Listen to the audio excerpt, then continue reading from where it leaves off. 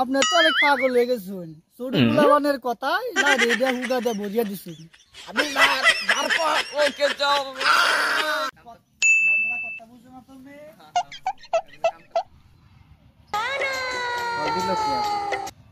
Hello, এটা কি police station বলতেছে? হ্যালো ইন্সপেক্টর লাড্ডু স্পিকিং ও আপনি কি দারোগা? হ্যাঁ হ্যাঁ হ্যাঁ হাতে কি লাঠি আছে? হ্যাঁ হ্যাঁ কাজ করেন আপনার ফুগাদের লাঠিটা দেখায় দিন।